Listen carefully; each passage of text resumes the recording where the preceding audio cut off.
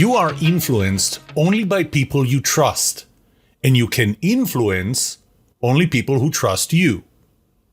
When you don't try to build trust, you will not be able to influence or to be influenced.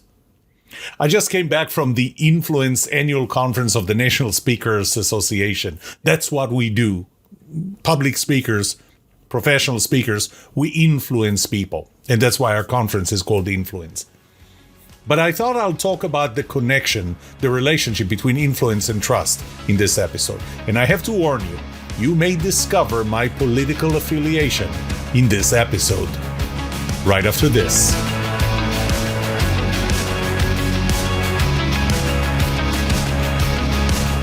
Welcome to The Trust Show. I'm Yoram Solomon, your host, the author of the Book of Trust and facilitator of the Trust Habits Workshop. My mission is simple. I want to help you form habits that build your trustworthiness, because the answer to this question will have the biggest impact on your personal and professional success or failure. Can I trust you?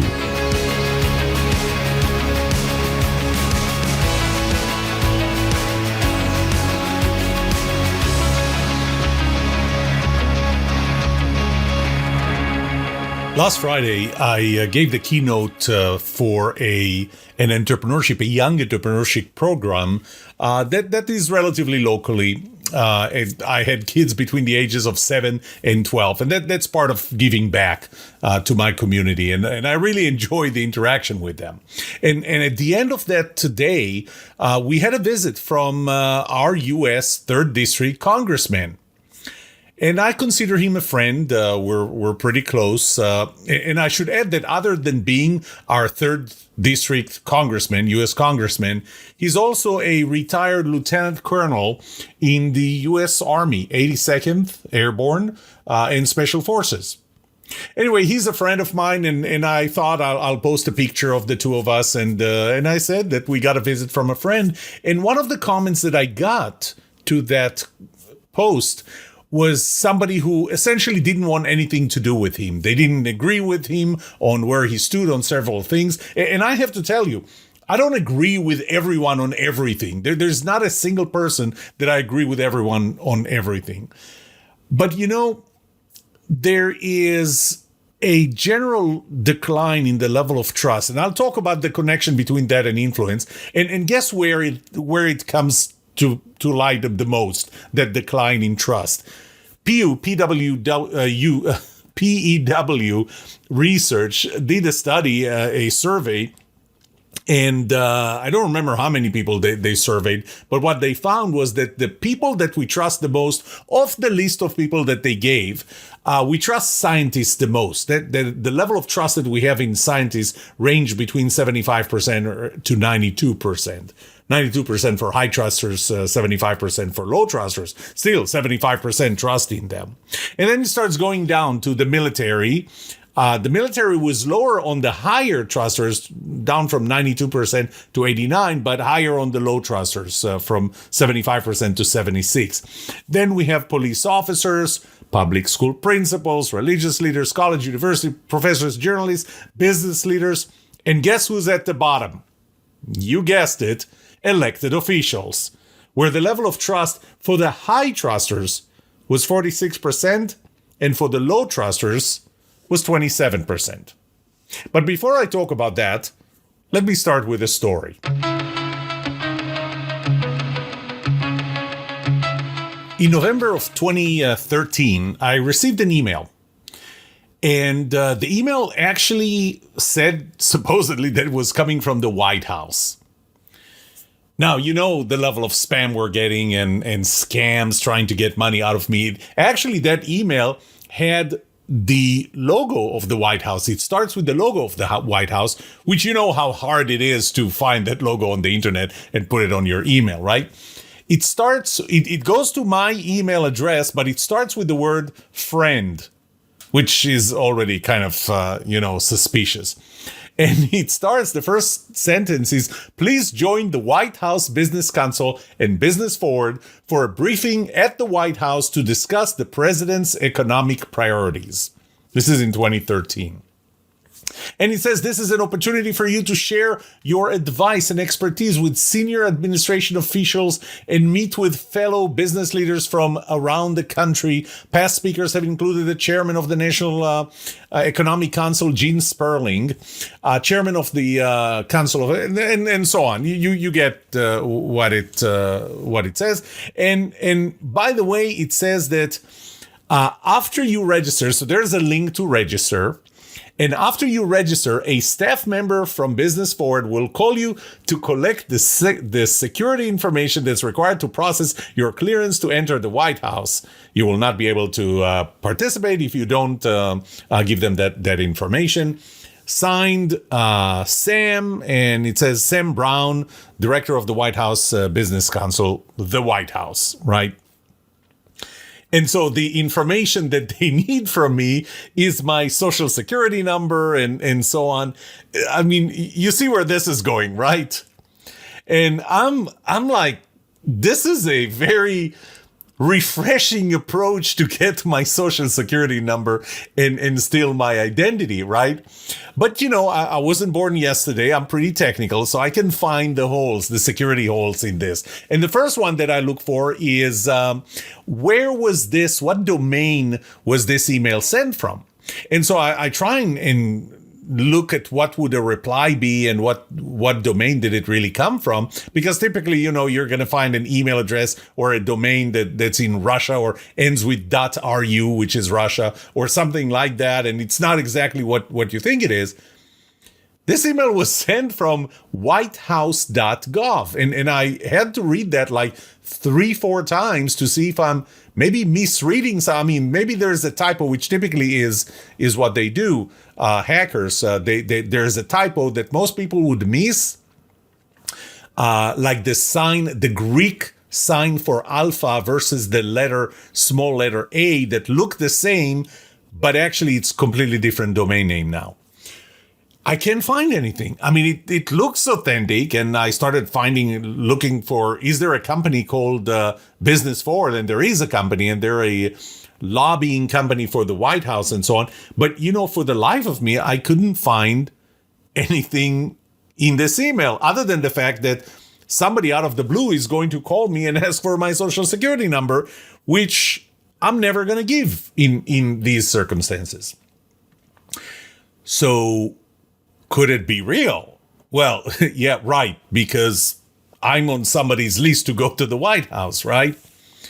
And so I decided I'm going to call the office of our congressman, our 3rd District congressman. At that time, it was Sam Johnson. Sam Johnson, by the way, is the congressman that ended up writing the foreword to the Book of Trust, to my book.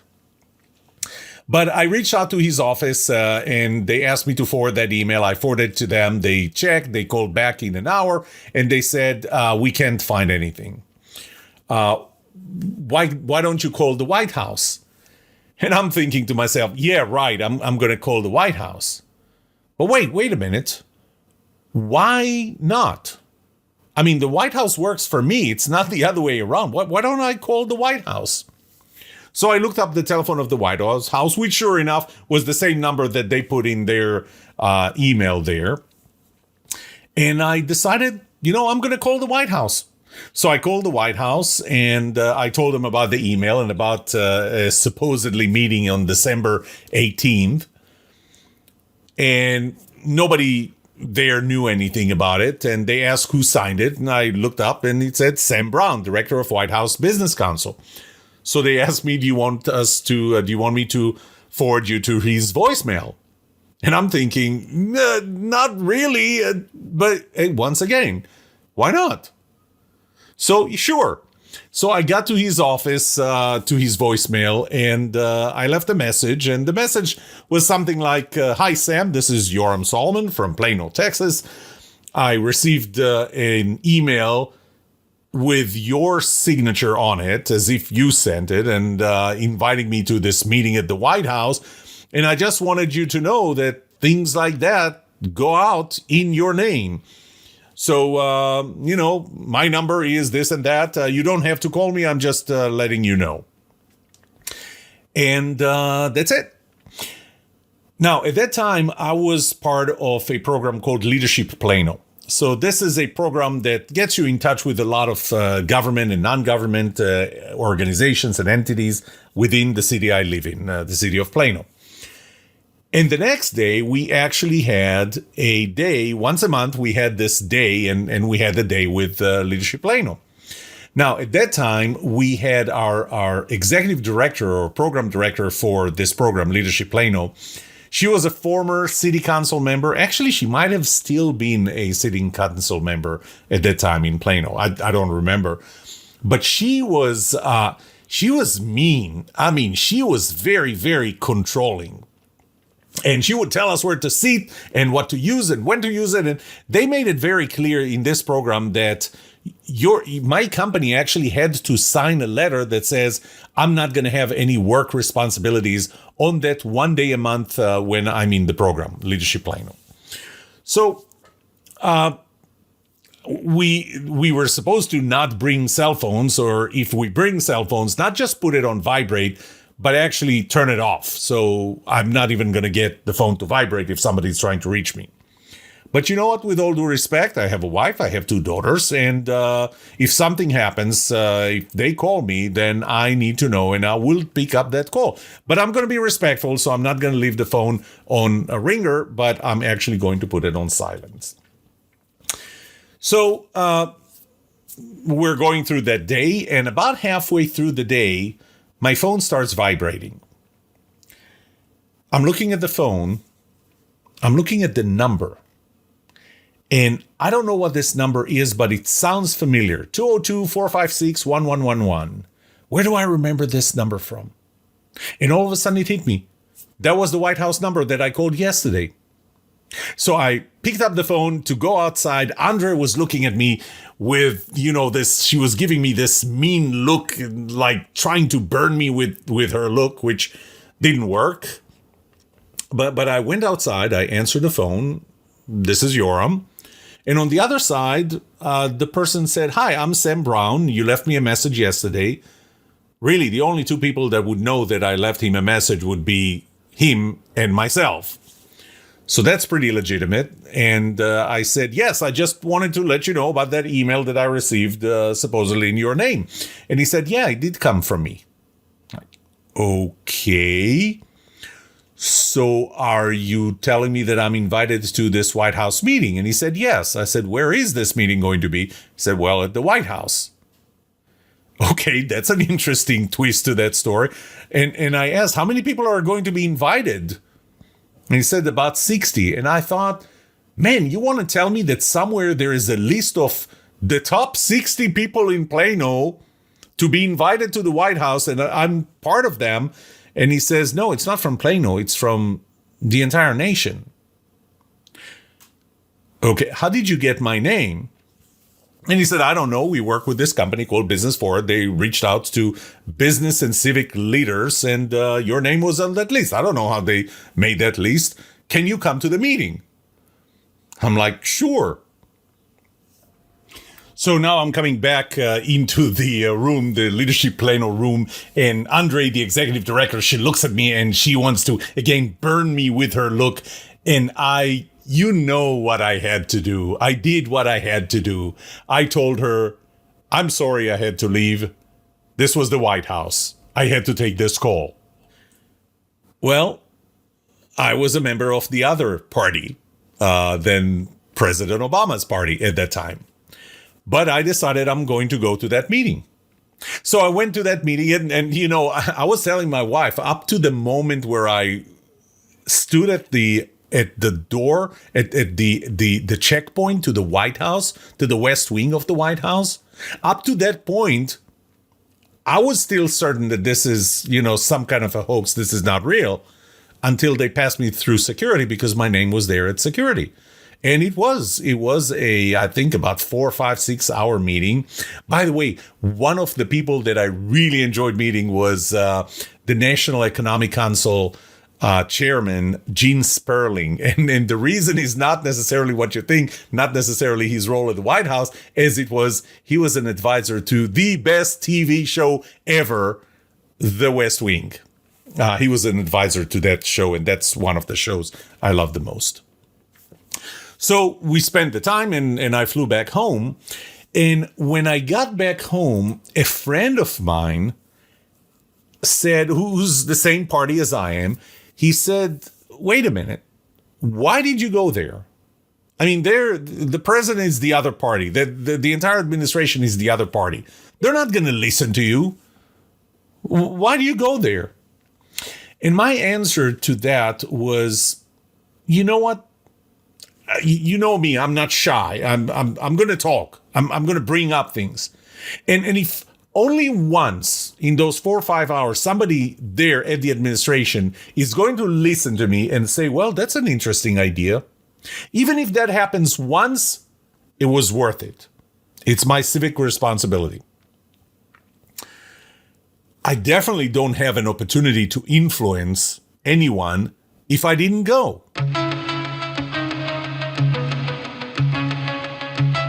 Why did I tell you this story?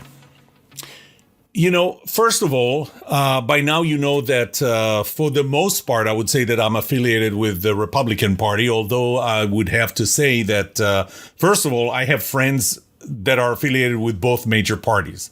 I voted for members of both major parties for different positions. I stay in touch with them. I build trust with them. I don't think, frankly, that any of the major parties today completely represent me. I do believe that members of both parties have valid points because there are two stories to every argument, two sides to every argument. Unfortunately, today we focus on the extremes. The reason we focus on the extreme positions is because that's where the power and that's where the money is.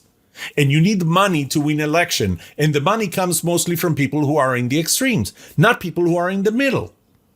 You know, one of the things that drives me crazy is when members of one party starts talking about members of the other party. So let me just clarify it. And they refer to members of the other party as hating America. Let me just say this. Terrorists hate America. Not Republicans, not Democrats, not liberals, not conservatives, not blacks, not whites, not gay, not straight. Only terrorists hate America, not the others. But when we talk about a member of the other party who disagrees with me on something where, I'm sorry, but there are valid points on both sides, what do? We do dehumanize them. We don't see their positions. We don't want to see their positions. We don't care about them, which is why all of a sudden it's so acceptable to say that they hate America, or to say that I don't know what. But, you know, we're getting to the point where not only that we're not trying to get to a win-win, to find good, effective, efficient compromises, we actually care more about them losing an argument than us winning. It's more about them losing than us winning. And if you don't believe me, just look at campaign messages at all levels of government, including the local level. You know, others, I'm not going to say most people. Many people I know simply distance themselves from people who disagree with them. And this is how I started. This is how the topic or the idea for this episode came to me when I posted that I was honored. I was happy to see a friend of mine, the current congressman for the 3rd district, U.S. district. And as I said before, I have very, very high respect for him as a retired lieutenant colonel in the U.S. Army 82nd Airborne and Special Forces. But even if I don't agree with him on everything that he does, which, by the way, I don't even agree with my wife on everything that she does, on everything she stands for.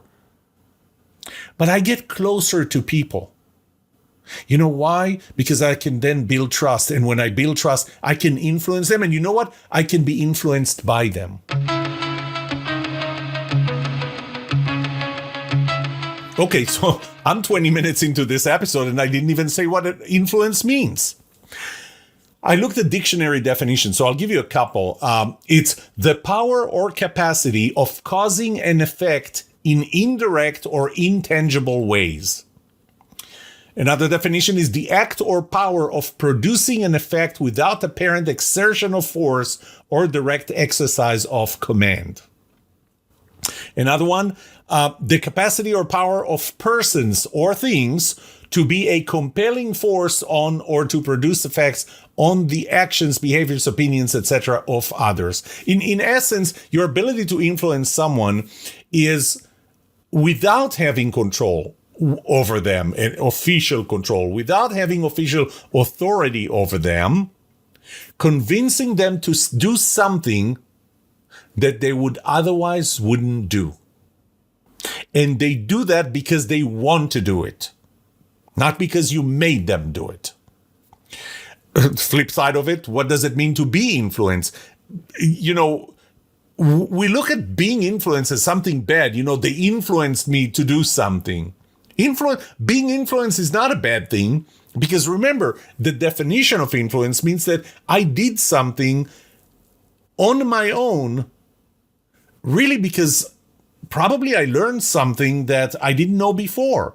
I saw another perspective that is not the same as mine, that I wasn't aware of before. I never saw things this way, and because of that, I changed my mind. Nobody forced me. Nobody used authority. Nobody used control. Nobody used threats or any other kind of extrinsic motivation. I changed my mind because I learned something or I saw something or I saw perspective I didn't know before. Now, it starts with you must accept that there are other sides to the story than your side. There are two sides to every story. And I'm sorry I said that many times before, and I had people say, no, there are certain things that have only one side. Nope. There are two sides, at least two sides to every story. Being influenced means that you care enough about another person to be willing to compromise your own position. Being influenced means that you're striving for win-win, for growing a pie rather than a zero-sum game. And the more you trust, the more you can be influenced by the other person. And by the way, the more they trust you, the more you can influence them. And I'll talk about the components. I'll use my relative trust model for that. But in order to be to be influenced, you have to trust them. You have to believe what they say, that they're not lying to you. You have to believe that they care about you. You have to believe that they're on the same side as you, that somehow we can cut a line and both be on the same side of this line. I can draw a line between us and we're going to be on two opposite sides. Or I can draw the line somewhere, somehow, that we're going to be on the same side. Since most of what I talk about today in this episode is in the political sense, I need to bring up that we have a growing political divide.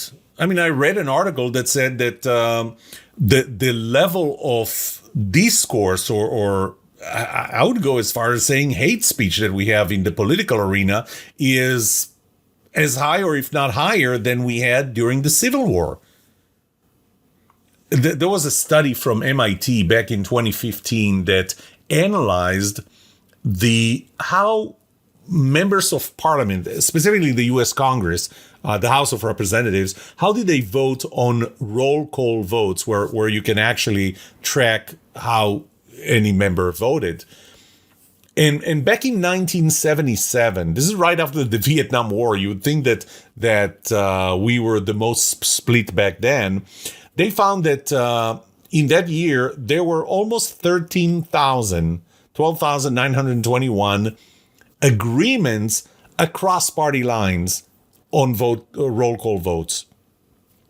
30 years later, 2007, The number of roll call votes went up 75%. And the number of cross-party agreements went from 13,000 down to 181. How do we bridge that? By dehumanizing the other side? No. If we dehumanize the other side, then again, not only that we're not trying to get a win-win, not only that we're trying to see their side, you are not going to see the side of a person that you dehumanize. You know why? Because you don't see them as people anymore, as humans anymore. You bridge that by getting close to them, by building trust, by finding what you have in common. That's personality compatibility. So I'm actually going to talk about the different components of my relative trust model and break them down into how do you build that trust, even across party lines. And it starts with competence. You know, I'm sorry, but we're not going to trust people we don't think are competent. And unfortunately, I don't think that I can say that everybody is competent in our main federal legislative body. And, you know, I don't need to tell you that, just follow the news. But the second component is the personality compatibility. When you start having things in common, that's when you start listening to another person. So if you disagree with somebody politically, but you believe that that person is competent, you're more open to listen to them. Find out what we have in common. That's the personality compatibility. The more you have in common with them, and you have something in common with everyone. Trust me.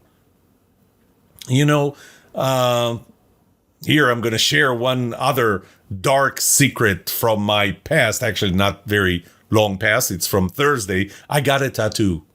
Yes. You want to know about my commitment to trust? I got the word trust tattooed on my left arm. The moment I realized that the tattoo artist was left-handed like me, we already had something in common. You know, it was a little step. I already trusted her more, which frankly, I don't know why us being left-handed, both of us being left-handed would build trust in any way, but it was something we had in common.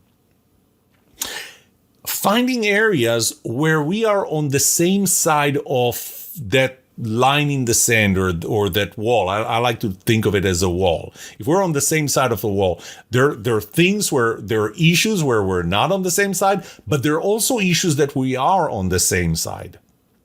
And for those issues, it's easier to use them, and this is the component of symmetry or fairness. It's helping us trust each other. Now, building that trust can be done with time and intimacy that we spend.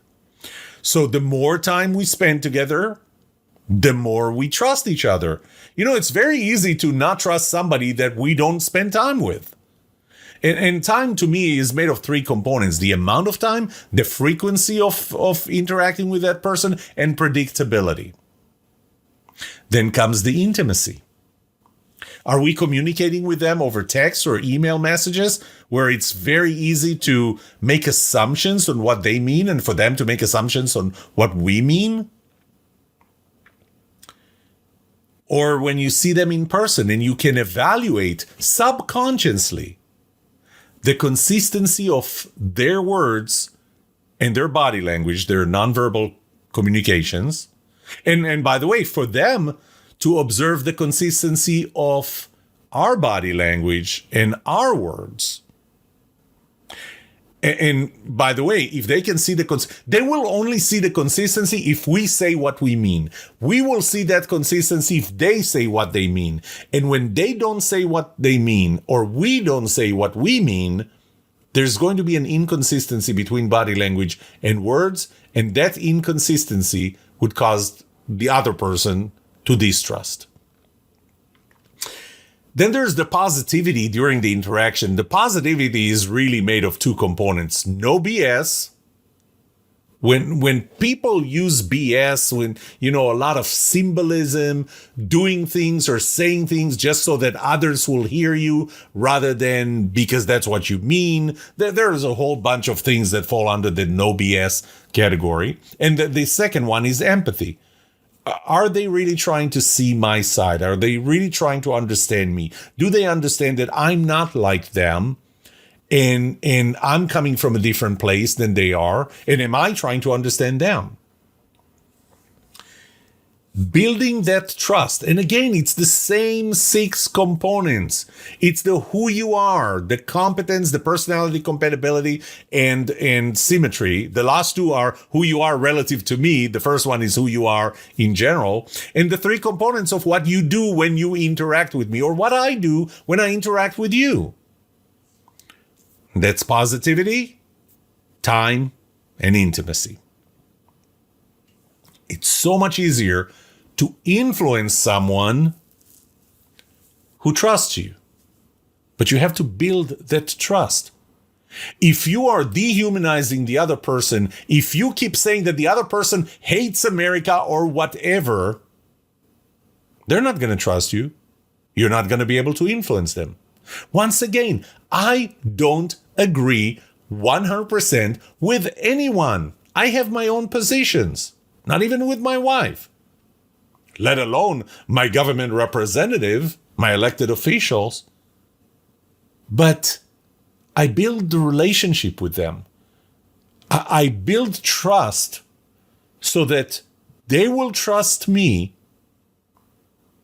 And a big part of that is I'm no BS. I'm a straight shooter. I tell them what I think. And even when they disagree with me, they know that I'm genuine. They know that I'm authentic when I tell them what I feel, what I think about a topic. And because of that, I build trust, their trust in me. And because of that, it's easier for me to influence them on my side. I'm not always successful, but I'm a lot more successful than if they didn't trust me, if I didn't try to get them to trust me. And by the way, it works the other way around. I don't pretend to know everything. I don't pretend that every position that I hold is the right position. But when I build that relationship, it is kind of two-sided. I also build trust in them that allows me to listen to them and let them help me see things or the side that I don't necessarily see, understand that side, and be influenced. And again, being influenced is not a bad thing. It means I didn't see something before. I didn't understand something before, and they helped me understand, and as a result, I've changed my position on something. That's all I have for today. Until next week, may trust be with you.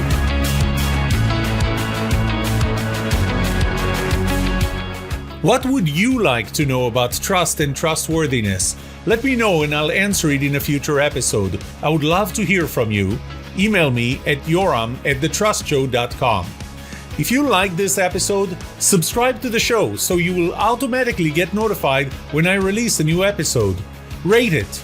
Write a review for this podcast because those ratings help not only you, but also others looking for podcasts just like this. If you're looking for more resources to learn about how to build trust, be trusted, or know who to trust, look up my workshops, online courses, books, or go to my website, trusthabits.com. And remember that the answer to these 2 questions will have the biggest impact on your personal and professional success or failure. Can I trust you? And can you trust me? Thank you for listening or watching The Trust Show.